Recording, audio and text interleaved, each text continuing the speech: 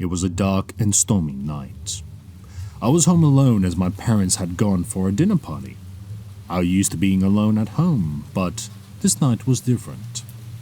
The howling wind and the pounding rain made the house feel eerie and unsettling. I tried to shake it off the feeling and distract myself by watching TV, but I couldn't shake off the sense of impending doom. Just as I was about to turn off the TV and head to bed, I heard a loud thud coming from the kitchen. My heart started racing, and I quickly turned on all lights in the house. I cautiously made my way to the kitchen, my heart pounding in my chest. As I entered the kitchen, I saw that all the cabinets and drawers were wide open. My stomach dropped as I realized that I had closed all of them before going to watch TV. I tried to convince myself that it was just a power outage and the wind had caused the cabinets to open. But deep down, I knew there was something more sinister at play.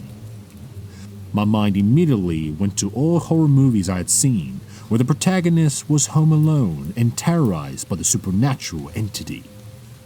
I tried to push those thoughts away and went to close the cabinets, but as I reached for the first one, I heard a whisper in my ear. "Leave them open."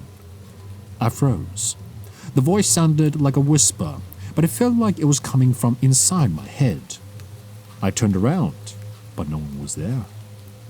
I quickly closed all cabinets and ran to my room, locking the door behind me. I tried to brush off as my imagination playing tricks on me, but I couldn't shake off the feeling of being watched. I sat on my bed, trying to calm myself down.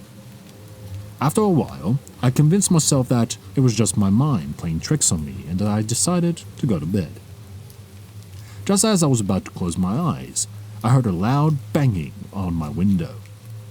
I jumped out of my bed, my heart racing once again. I cautiously approached the window and opened the curtains, expecting to find a tree branch or something that had been carried by the wind. But instead, I saw a face pressed against the window. It was dark, sunken eyes and sinister grin on his face. I let out a blood-curdling scream and ran out of my room. I heard the window shatter and the sound of glass breaking as I ran down the stairs. I didn't know what to do, so I called the police before hiding in the closet under the stairs. As I waited for the police to arrive, I heard footsteps walking around the house and whispers coming from all directions. I felt like I was being watched and my heart felt like it was about to burst out of my chest. I couldn't understand why this was happening to me. I had never believed in ghosts or the supernatural, but at that moment, I was sure that I was being haunted by something evil. The police arrived after what it felt like hours, but in reality, it only being a few minutes. They searched the house but found nothing. The window in my room was shattered, but there was no sign of anyone entering the house. They suggested that it was probably just a prank, but I knew deep down that it wasn't. As they left, I was left alone in the house once again. I was too scared to sleep, so I stayed up all night, sitting on the couch with all the lights on. Every time I closed my eyes, I could see the sinister face pressing against my window. I was starting to lose my mind. The next morning, my parents came home and found me trembling in the couch. I told them everything that had happened, but they too brushed it off as a prank. But things didn't stop here.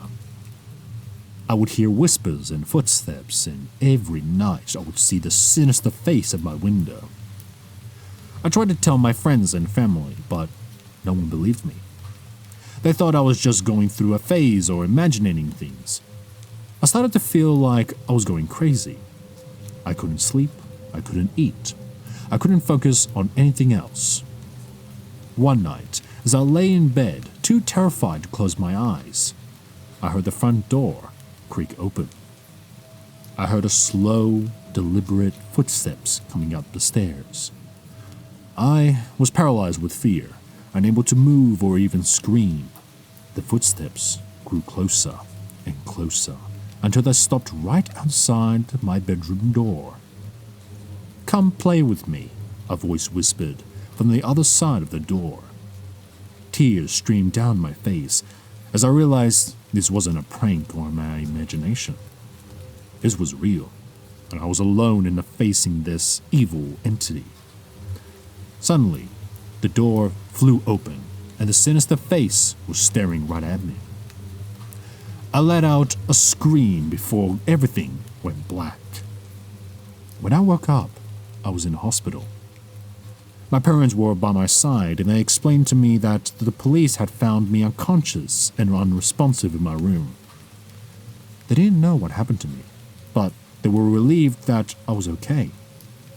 But I knew what had happened.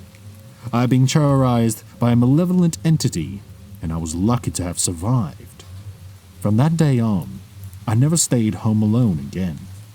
I could never shake off the feeling of being watched, and I couldn't forget the terrifying experience I had in that house. I never found out what entity it was or why it chose to terrorize me, but I knew it was something beyond our understanding, something truly evil. I could only hope that it would never set its eyes on me again.